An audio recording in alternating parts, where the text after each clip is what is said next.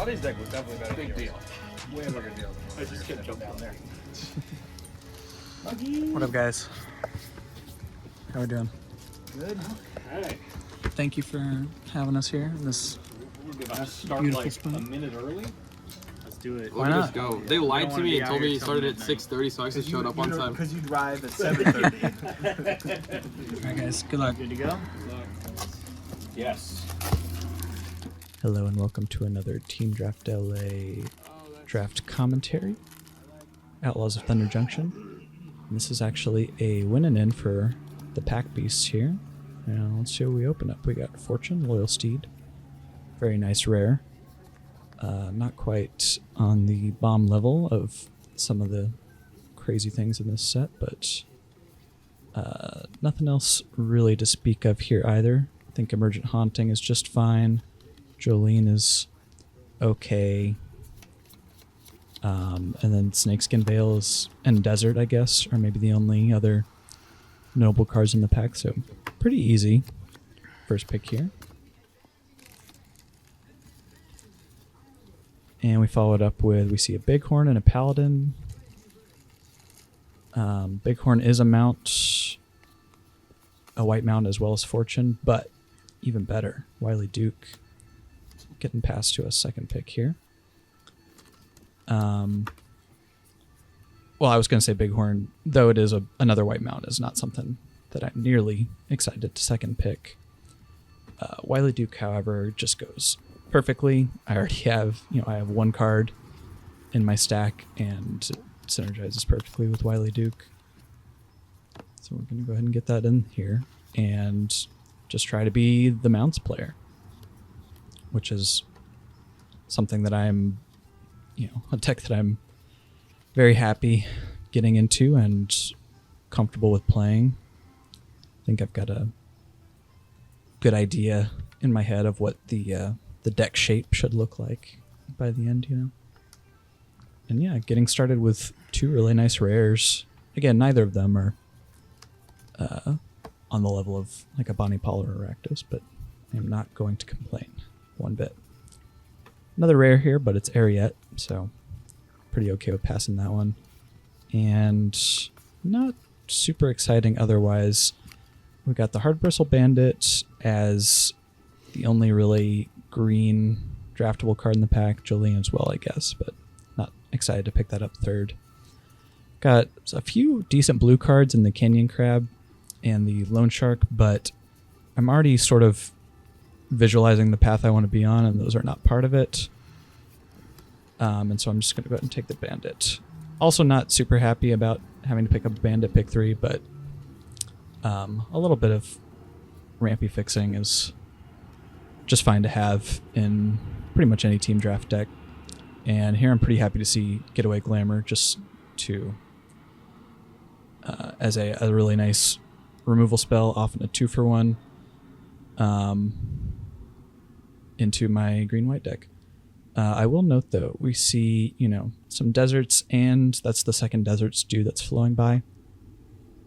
I am pretty down on both deserts and desert stew in team draft because of the, lower amount of deserts that are being opened in the pod, and therefore the lower quality of the desert synergies overall. There's just like no guarantee that you're going to get good on-color deserts. Even a good desert stack is going to have fewer overall. So yeah, pretty okay with passing those desert stews. Here, the notable cards, of course, Archive Trap, Mobile Homestead, Eartha Joe's okay. There's another desert. Sterling Supplier is kind of whatever. Here, I would love a Mobile Homestead to go into my Mounts deck. Card is just a real problem, especially if it comes down on turn 2 and gets a land or 2 in there. The only thing I'm convincing myself here of is whether I'm okay passing Archive Trap. It is, of course not for me in my current position. But I do sort of have to be wary going forward to try and not to pass any of the you know, the blue Snapcaster variant, the 3-mana plot Snapcaster thing that I'm forgetting the name of. Here, nothing too exciting again. I would probably be okay running a Steer Clear in the deck, but I think it's more important to prioritize a mount here, so I'll grab the Grizzly. Sentry on the wheel, but also the Snakeskin Veil, and I can be, as well as Jolene, so I can be fairly confident that I'm in a green seat, which is something I'm pretty excited about. You know, even though, you know, the pick is Snakeskin Veil here for sure. It's just so important to get the first copy of that into your green decks. So, you know, while it's not, again, the most exciting pick in the world, just, you know, 1-mana protection combat trick thing, it's more just the signals that I was seeing in that pack that I was definitely in the right lane and could expect to see more to come.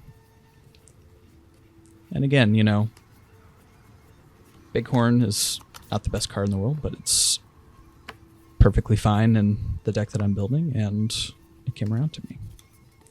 And all the blue came back around. These 2 blue cards that I considered worth taking the first time around. So I'm just going to go ahead and take the cheaper one here, just to keep it out of the opponent's hands. Same thing here, just best card in the pack is the Jailbreak Scheme. So just going to go ahead and keep that away from the opponents. And, you know, if I somehow end up blue, it seems very unlikely at this point, but those will fit in nicely. This is a fine time to pick up Silver Deputy. Any sort of fixing, Port in a Storm in Team Draft. And just go ahead and pick up a little sideboard Tornado here. And of course I'm punished seeing the second one here, but Spring Splasher, you know, obviously it's not a premium card, but some decks will really abuse it as a repeatable source of committing crimes, so go ahead and take 1 second to last pick over Tornado number 2.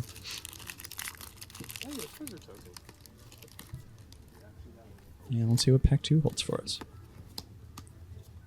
See a Prairie Dog right on top there. Not the best in green-white, but still not a bad card. Geared is our mythic rare, which, you know, pretty much just a commander card. Giant Beaver we see, which is certainly something that I would want to play. And even though it is more synergistic being a mount and such, I still think it's important to pick up a premium 2-drop whenever I can over, you know, just a good 4-drop. Especially in my, you know, aiming to be a pretty proactive lean and mean 2-color deck. Sad to see Lassoed and Mystical Tether in the same pack here, but of course not going to complain too much about picking up Lassoed by the Law here. Premium white removal. Bristol Pack Sentry would be something that I would certainly play. Sterling Key Keeper, second Snakeskin Veil, but of course Congregation Gryff. Pick 3 is definitely making me feel like I'm getting rewarded for my lane a little bit. Gracious Varmint's just fine. Derailment is notable. Greed's Gambit sucks. Yeah, I think I was talking about the importance of picking up 2-drops when possible. I just don't think the Varmint is quite premium enough to pick up right here.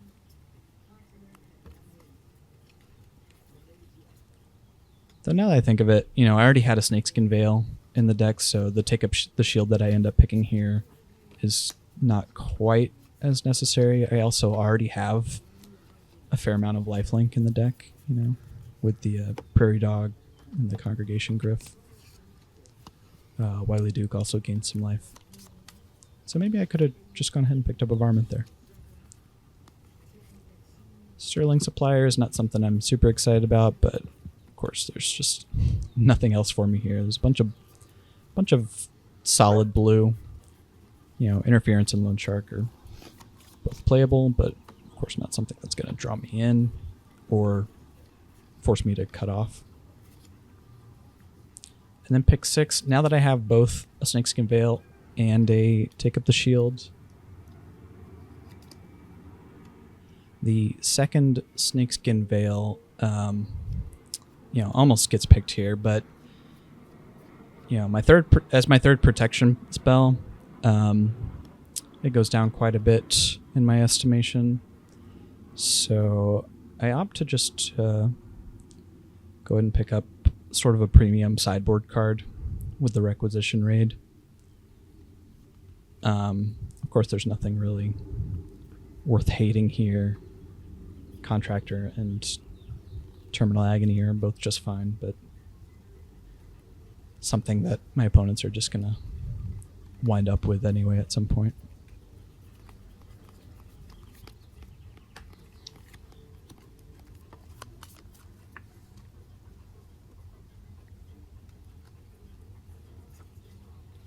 On the wheel, see the desert, we see the Geared, and we see the beaver. Notably, we see the beaver, but not the bighorn that was in the pack.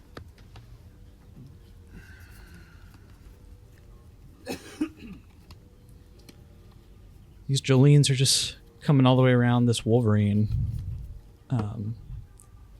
seems, fairly late. Signal that nobody is deeply in red, as these two totally solid red 3-drops are both in the pack here. I'm just going to take the more powerful one.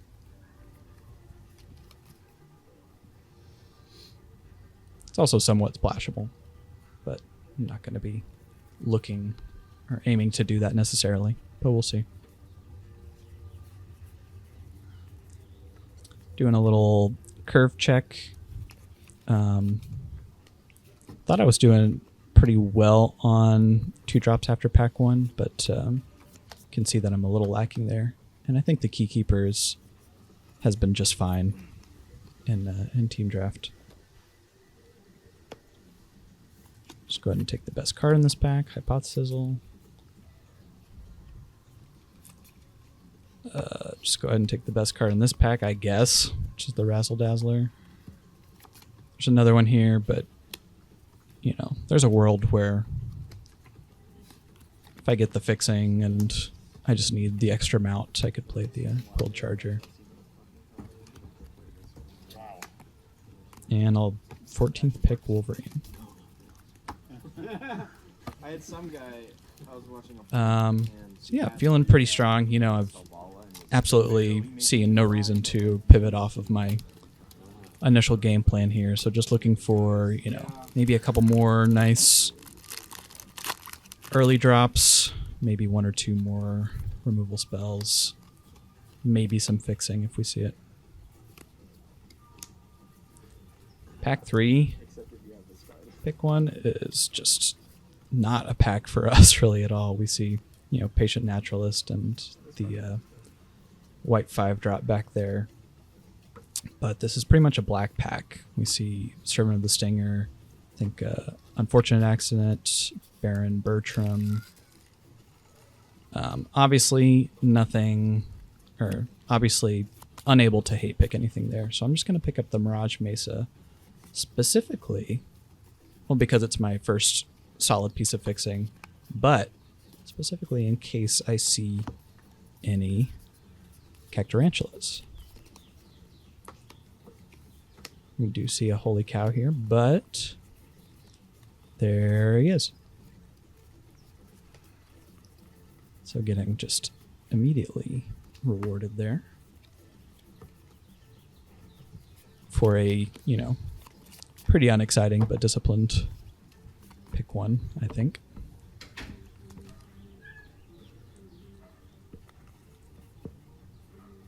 Seem to be a bunch of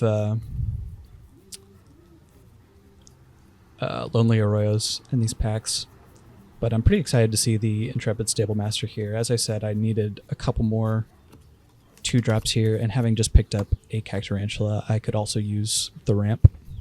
So it's pretty much exactly what I wanted to see there. And then I can feel more comfortable about picking up the Bounding Felidar here, knowing that I have the 2 Mana Dorks in my deck now. You know, Voice Gardener is a perfectly fine team draft card, but it's not really doing a ton for me, whereas I do think the Felidar is actually quite a good top end for a team draft mounts deck. Here we see One Last Job, which I would probably end up running, but thankfully there's a Holy Cow here that I can take instead over Conduit Pylons, I guess.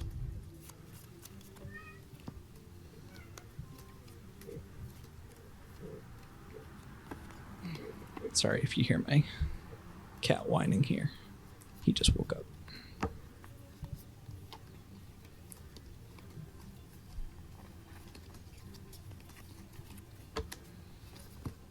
So yeah, while not, you know, the most powerful pack 3 I could have seen, I'm certainly just picking up the missing pieces of the puzzle.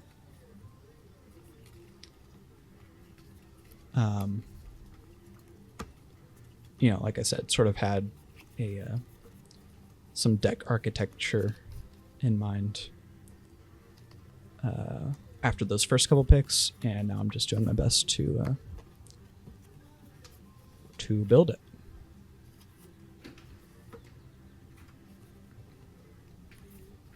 My creature count is good. My creature quality is pretty good. My curve is maybe slightly high, which leads me to pick up the Outlaw Medic here. And I do have a couple of good removal spells. I would really like to have seen at least one more, but I'll make do. I think Naturalist is a fine pick 7. It's still just a, you know, almost always a 2-for-1, and I could certainly stand to hit an extra land drop with the Cactarantula and the Felidar in my deck now.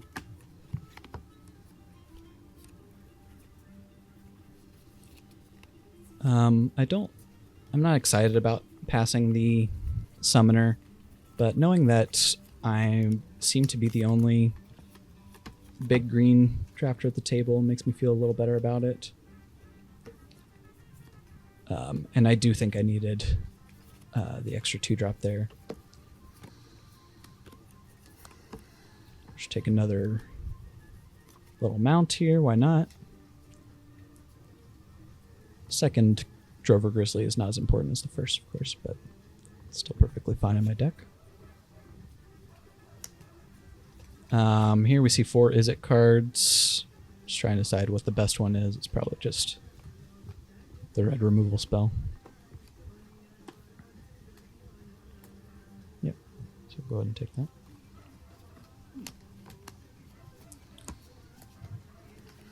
And we're winding down here. We see Reach for the Sky, which I am certainly not excited to have to run, but can be just fine. Well, less than just fine, I would say, but it's, you know, a 23rd card if I need it. Go ahead and take the Trumpet Blast away from my opponents, and then the last playable.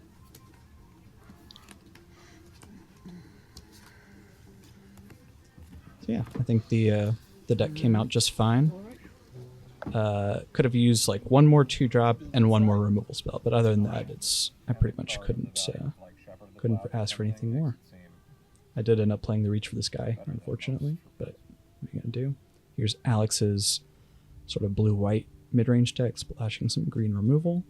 Pretty nice. And here's Rob's Orzhov mid-range with a lot of premium removal. Thanks so much for watching. Let me know what you think.